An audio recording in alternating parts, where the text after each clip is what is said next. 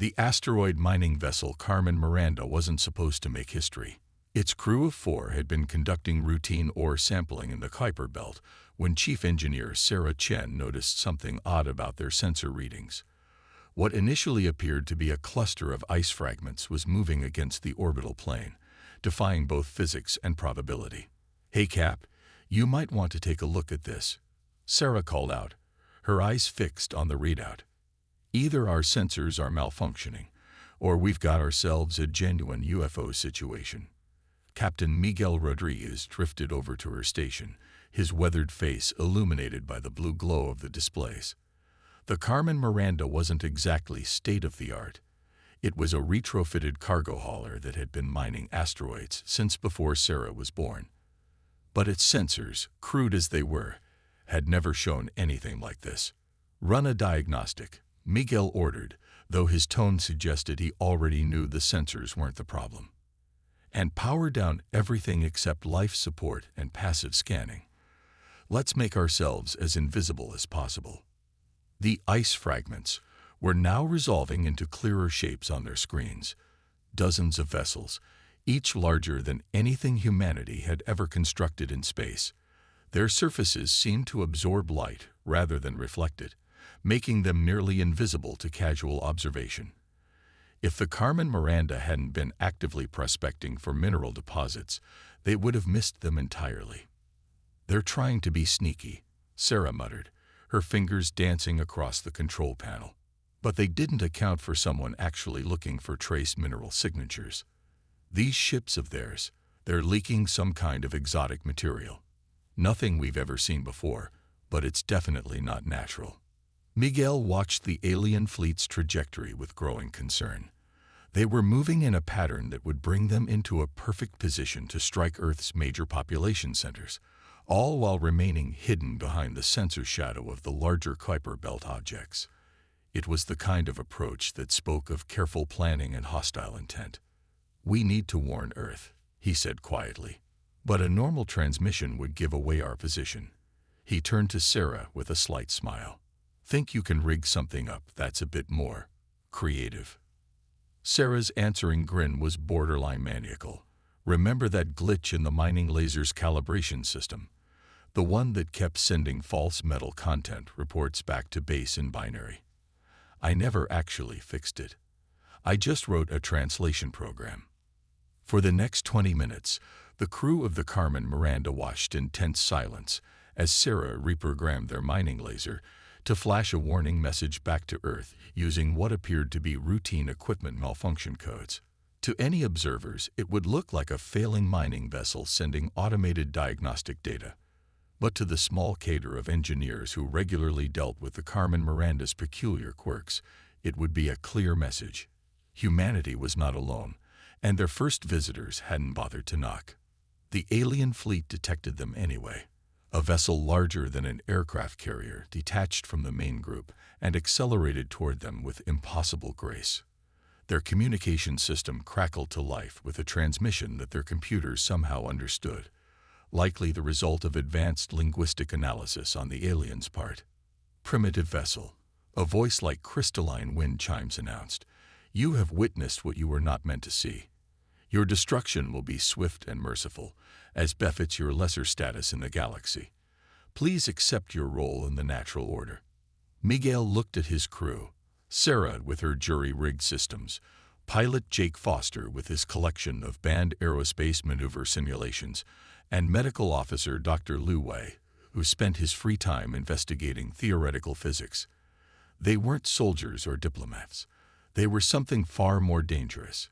Human beings backed into a corner. "Send them the contents of Entertainment Database 3, Miguel ordered with a straight face. Sarah's eyes widened. "The entire collection of cat videos, sir. That's against at least 6 broadcasting regulations." "Exactly. Let's show them what they're dealing with." Follow it up with that playlist Jake made for orbital insertion burns. The alien vessel's approach faltered as its systems were suddenly flooded with thousands of videos of small furry Earth creatures engaging in behavior that defied both logic and gravity, set to what humans called death metal music. Their next transmission sounded considerably less confident. What? What is the meaning of this assault? These sequences serve no tactical purpose. That's humanity in a nutshell, Miguel transmitted back. Nothing we do makes sense until it's too late. Now, about that natural order of yours. The Carmen Miranda shouldn't have stood a chance against an advanced alien warship, but as Sarah rerouted power through systems in ways their designers had specifically warned against, as Jake executed maneuvers that were technically impossible according to their ship's manual, and as Dr. Liu calculated shield frequencies by treating them as a particularly aggressive virus, they proved why humanity had survived countless catastrophes on their home planet. They weren't more advanced, or stronger, or faster. They were just very, very good at turning their limitations into advantages. When the alien vessel finally retreated, it scored with mining laser burns in the shape of what Sarah swore was accidental, but looked suspiciously like a smiley face. It carried with it a message that would soon echo across the galaxy. Humans don't follow the rules of engagement. They don't even follow the rules of physics if they can help it. And they were about to change everything. The United Earth Defense Council's emergency session was in its 6th hour when Dr. Amara Okafor finally lost her patience. The quantum physicist slammed her tablet onto the conference table, silencing the ongoing debate about proper first contact protocols. With all due respect to the diplomatic corps, she said, her Nigerian accent clipped with frustration, the aliens have already shown their protocols. They tried to sneak into our solar system and destroy civilian witnesses. We're not dealing with a civilization that respects galactic peace treaties. We're dealing with space colonizers who think we're primitive savages. General John Wei of the Chinese Space Force nodded slowly. Dr. Okafor is right. The Carmen Miranda incident proves our conventional military doctrine is obsolete. These beams can cross interstellar distances and hide entire fleets from most of our detection systems. We need alternative approaches. Alternative approaches. Admiral Hassan from the European Union scoffed. We barely have a unified planetary defense system. Our most advanced ships are basically garden sheds with engines compared to their technology. What alternatives could we possibly have? Dr. Okafor's smile was sharp enough to cut diamond. We have 7 billion humans who've spent their entire history finding ways to do the impossible with whatever they have on hand. I propose we stop trying to match their technology and start using our greatest weapon, human creativity. The screens around the council chamber lit up with images from the Carmen Miranda's encounter. Look at what 4 ordinary humans did with a mining laser and cat videos. They survived against a warship that could have atomized them. Why? Because they didn't fight the way the aliens expected. They didn't fight the way anyone expected. Are you suggesting we defend Earth with memes and mining equipment? Someone asked incredulously. I'm suggesting we defend Earth by being human, Okafor countered. Our entire history is full of supposedly inferior forces defeating superior ones by changing the rules of engagement. We need to weaponize our unpredictability. General Zhang's eyes lit up with understanding. Like the ghost armies of ancient China, making the enemy see strength in our weakness, turning their expectations against them. Exactly, Okafor agreed. We need a defense force that doesn't play by conventional military rules, because conventional military rules were written for conventional enemies. We need people who think sideways, who see possibilities where others see limitations. The next few hours saw the birth of humanity's most unorthodox military branch. They called it the Unconventional Defense Initiative, UDI, but its unofficial nickname, the Impossible Fleet, stuck from day one. Its first recruits weren't soldiers, but rather a mix of engineers, hackers, artists, and anyone else who had ever looked at the laws of physics as more of a polite suggestion than a hard rule.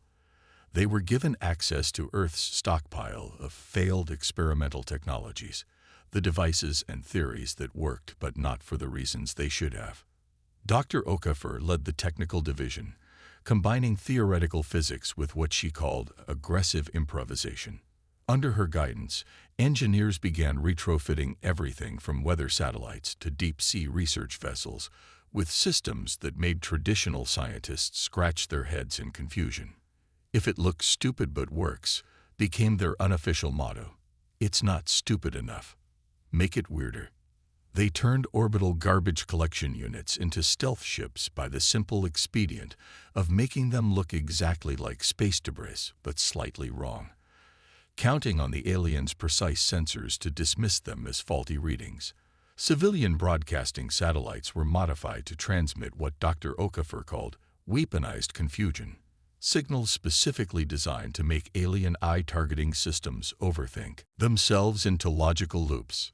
The crowning achievement of these early days was the conversion of the Pacific garbage patch into a camouflaged shipyard. Solar-powered autonomous drones salvaged and reconstructed the floating plastic into components for vessels that defied conventional design philosophy. The aliens' pristine ships might be able to detect artificial materials and energy signatures, but they'd evolved to ignore patches of floating garbage as beneath their notice.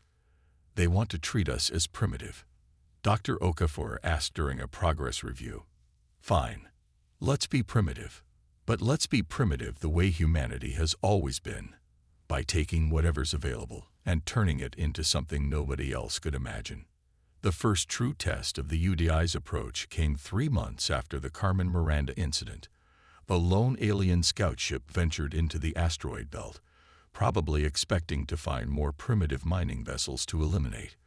What it found instead was a fleet of ships that shouldn't exist, crewed by humans who'd never learned they weren't supposed to be able to do what they were doing. The scout ship's final transmission back to its fleet consisted of a single phrase that would become legendary in human space: "They're not using their technology wrong. They're using wrong technology right." When the main alien fleet finally arrived, they found themselves facing an enemy that treated space combat less like a military engagement and more like a particularly aggressive form of performance art. The UDI had rewritten the rules of space warfare before the first shot was fired, and they were the only ones who knew the new rules, mostly because they were making them up as they went along. The age of conventional space combat was over. The era of humanity doing what humanity did best, surviving through sheer audacity, had begun. Captain Sarah Chen, formerly chief engineer of the Carmen Miranda, stood on the bridge of what had once been an oil tanker and was now technically a space battleship. The UDS Rube Goldberg shouldn't have been able to reach orbit, let alone serve as humanity's first purpose-built warship against an advanced alien civilization. But Sarah had learned that shouldn't was just another word for hasn't yet. "Status report on the approaching fleet," she asked, watching as her crew of engineers, hackers, and assorted mad scientists worked at stations that looked like they'd been assembled from recycled game consoles and kitchen appliances. In many cases, they had been. 37 capital ships, about twice that number of support vessels. Lieutenant Park reported from his station, which featured a modified dance pad for rapid command input. "They're maintaining perfect formation and broadcasting what their AI probably thinks are intimidating fractal patterns." Sarah smiled. Perfect formations were predictable formations. Deploy the clouds. Outside the Rube Goldberg, thousands of small objects began separating from what appeared to be standard cargo containers. Each was about the size of a basketball, constructed from repurposed cleaning robots and powered by miniaturized versions of the gravity drive that Dr. Okafor had reverse-engineered from studying the alien ship's energy signatures.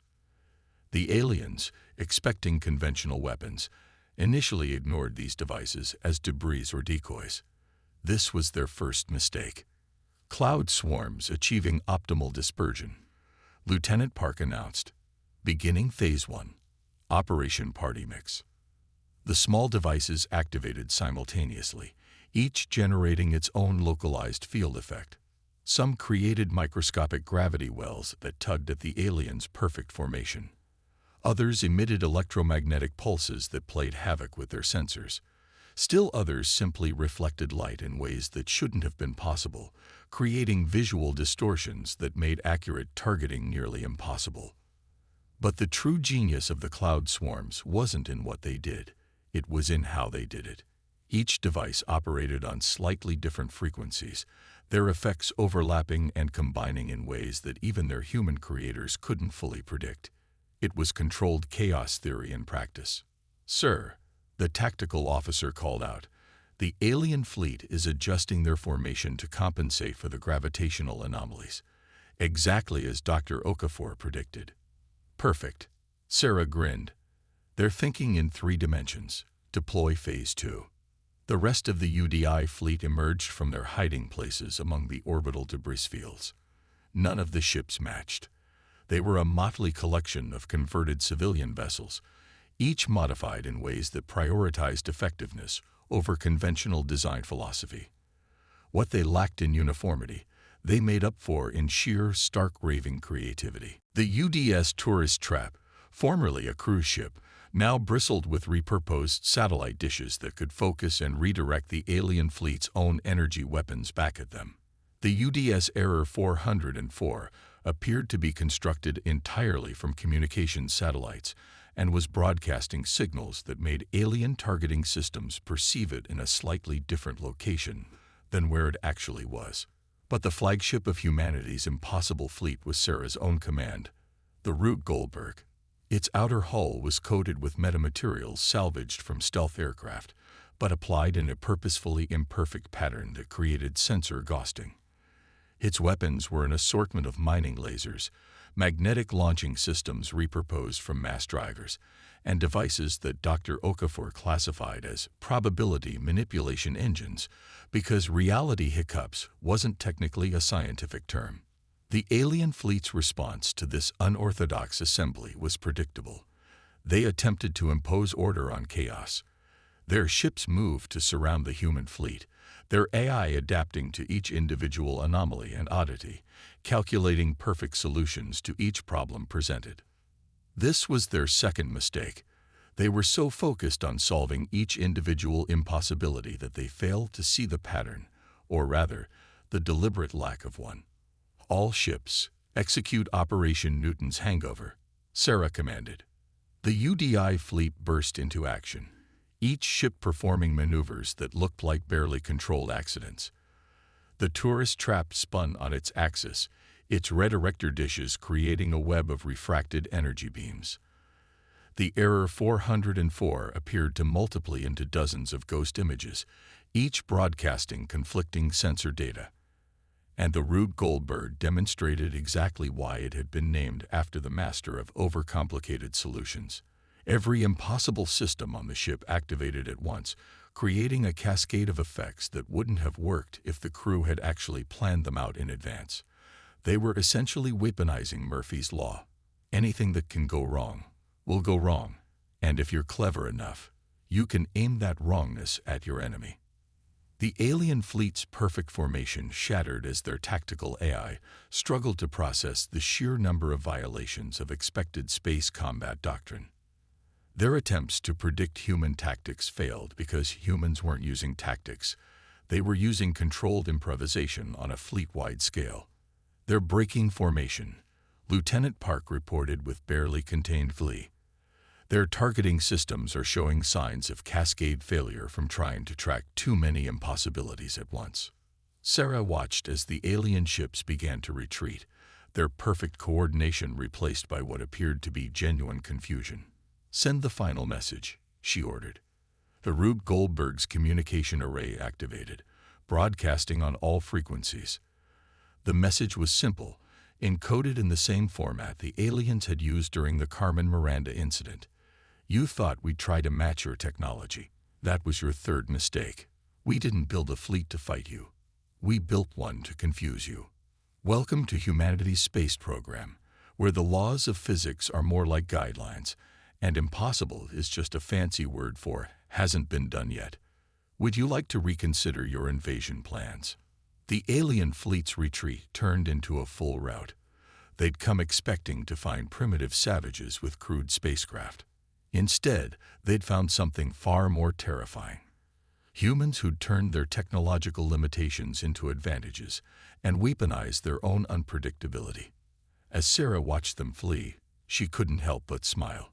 The impossible fleet had won its first battle, not through superior firepower or advanced technology, but through humanity's greatest weapon, the ability to look at the rules, grin, and say, well, technically. Dr. Amara Okafor stood before the holographic display in the UDI's primary research facility, watching as hundreds of simulated scenarios played out simultaneously. The facility itself was a testament to human adaptability. A converted underground theme park where roller coaster tracks now served as quantum computer cooling systems, and old arcade machines had been repurposed into processing nodes.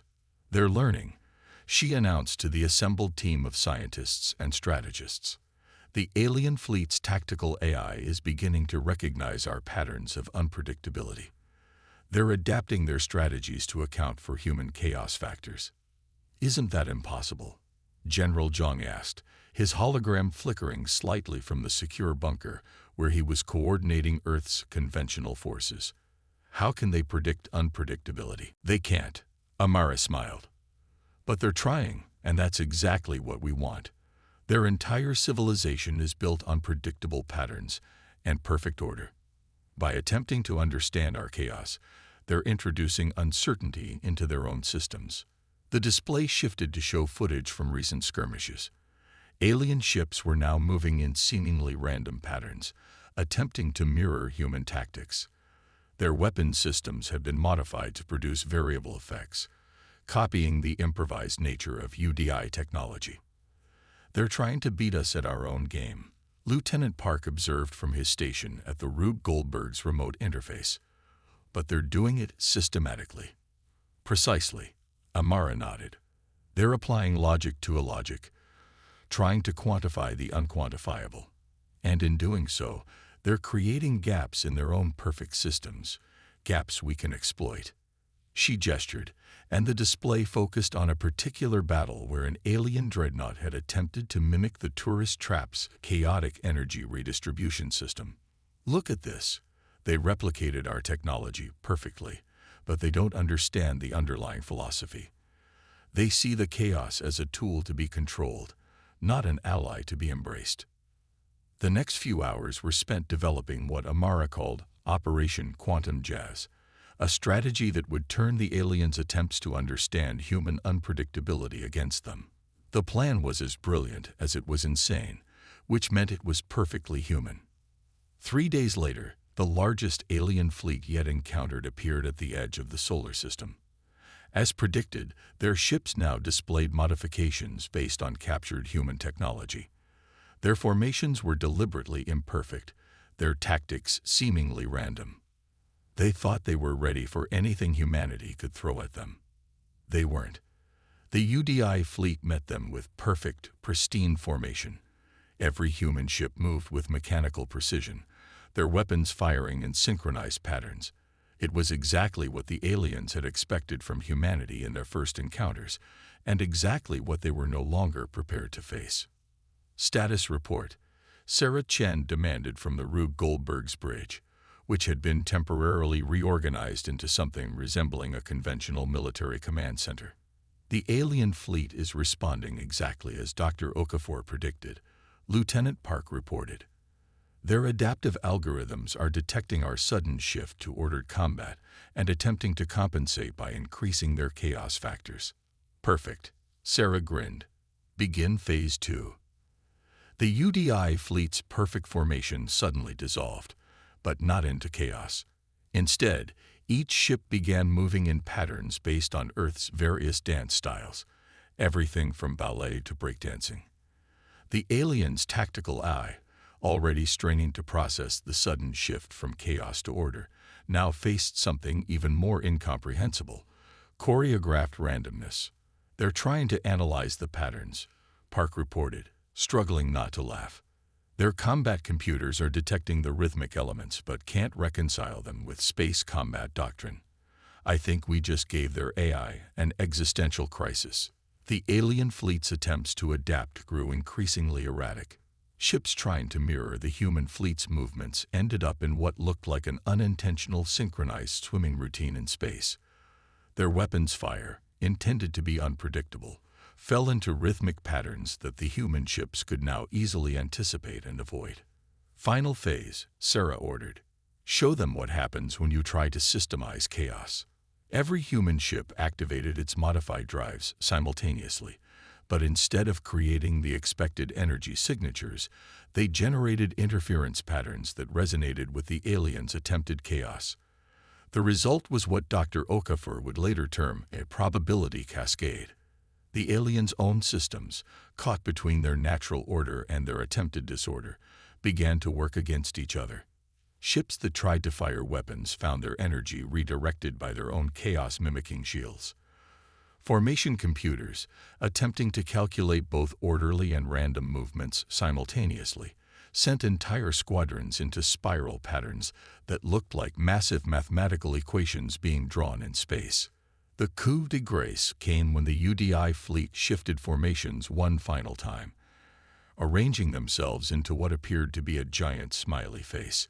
It was simultaneously a masterpiece of precise coordination and a gesture of pure human irreverence.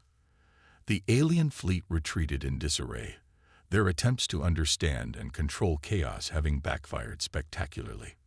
They had learned the hard way that humanity's greatest strength wasn't in their unpredictability. It was in their ability to be unpredictable about when they would be unpredictable. As the last alien ships fled, Dr. Okafor's voice came over the fleet's command channel. And that, ladies and gentlemen, is why you never try to out-chaos humanity. We've had billions of years of evolution and thousands of years of history practicing the art of controlled randomness. We don't just embrace chaos. We invented new kinds of chaos just for fun. The battle was over, but its implications would reshape the galaxy. Humanity had proven that their apparent primitive nature was actually their greatest advancement. They had evolved beyond the need for perfect order, and in doing so, had achieved something the aliens couldn't comprehend. The ability to use order and chaos as equally valid tools, switching between them at will. The alien High Command's transmission arrived unexpectedly during a routine UDI strategy session. Its contents were simultaneously a surprise and exactly what humanity had been working toward, a request for negotiations. Not as primitive subjects to be conquered, but as equals. Dr. Amara Okafor, Captain Sarah Chen, and General Zhang gathered in the converted theme park command center to draft humanity's response. The room's decor, a bizarre mixture of quantum displays and faded cartoon mascots, seemed oddly appropriate for the occasion. They want to understand, Amara said, reviewing the transmission. Not just our technology, but our methodology. They finally realized that our apparent primitive nature is actually advanced enough to loop back around to looking primitive. Like how a master martial artist's movements can appear simple to an untrained observer, General Zhang nodded. We've achieved complexity through simplicity. Sarah leaned back in her chair, which had once been part of a teacup ride. They're still thinking too linearly. They see our advancement as a straight line that curved back on itself. They don't understand that we never saw it as a line at all. The meeting that followed would be remembered as one of the most unusual first contact negotiations in galactic history. The humans insisted on holding it in their theme park command center, complete with occasional background music from partially refurbished animatronics. The alien delegation, expecting either primitive conditions or an attempt at intimidating military displays, found themselves completely unprepared for the reality of human innovation. Your civilization, the alien high commander began, their crystalline form shifting in what might have been discomfort, appears to operate on principles that defy conventional development theory. You have faster-than-light technology that uses gravitational fields generated by devices that should not work. Your weapon systems appear to be largely repurposed civilian technology. And your tactical doctrine. They paused, their crystalline structure flickering in what the humans had learned to recognize as extreme confusion. Your tactical doctrine appears to be based on entertainment. That's because you're still trying to categorize everything separately, Amara explained. You see military technology, civilian technology, entertainment, and scientific advancement as distinct categories. We see them as tools in a toolbox. It doesn't matter what something was designed for. What matters is what we can imagine doing with it. To demonstrate, she pulled up a holographic display showing the evolution of human warfare alongside human artistic and technological development. Look at this. Every major military advancement in our history came from combining seemingly unrelated fields. We turned entertainment into psychological warfare, civilian technology into weapons, and scientific theories into practical applications before we fully understood why they worked. But that's inefficient. The High Commander protested. How can you advance as a civilization without a proper order of development? Sarah stepped forward, grinning. The same way we built a fleet that defeated your most advanced ships, by not caring about what's supposed to be impossible.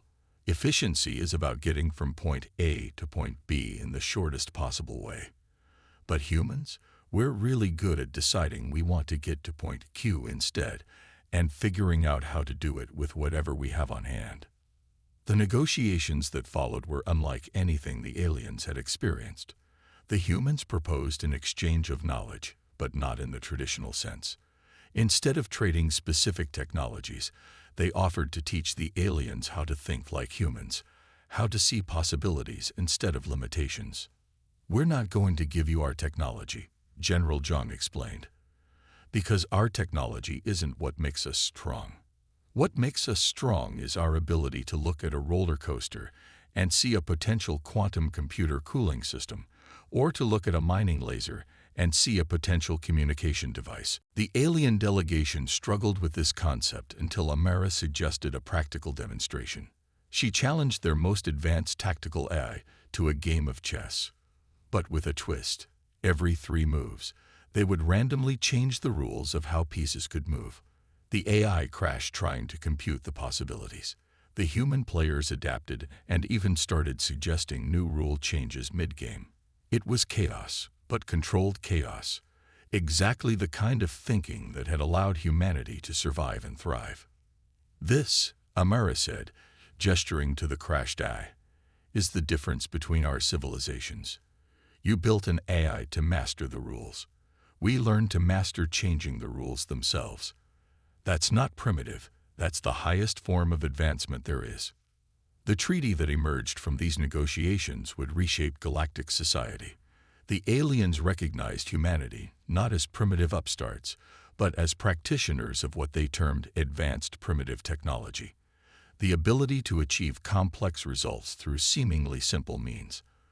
Earth became known as a place where the impossible happened on a regular basis, not through superior technology, but through superior imagination. As the alien delegation prepared to depart, the High Commander had one final question. Your species, they said, repeatedly references something called fun in your tactical decisions. Our analysts cannot determine if this is a strategic concept or a weapon system. Sarah, Amara, and General Zhang exchanged glances before breaking into laughter, a sound that the alien translators couldn't quite process properly. That, Sarah replied, is exactly what makes humanity unique. We don't just survive, we don't just win. We enjoy the process of figuring out how to do the impossible. In a way, fun is our most advanced technology of all. The High Commander's crystalline form flickered in what might have been understanding, or possibly resignation. They had come seeking to understand human warfare, and had instead discovered something far more fundamental, the human ability to turn anything, even warfare, into an expression of creativity and joy. As the alien ships departed Earth orbit, their formation was perfect and precise, save for one ship at the end, which performed what appeared to be a celebratory barrel roll. It seemed humanity's influence was already spreading. Dr. Okafor watched them go with satisfaction. You know, she mused, they came here thinking they would teach us about advanced civilization. Instead, we taught them something more valuable, how to be primitive enough to be truly advanced. And somewhere in the vast network of human space installations, a repurposed mining laser etched another smiley face onto an asteroid, just because it could. Because that, perhaps more than anything else, was what made humans human. the ability to find joy in the impossible, and then do it anyway.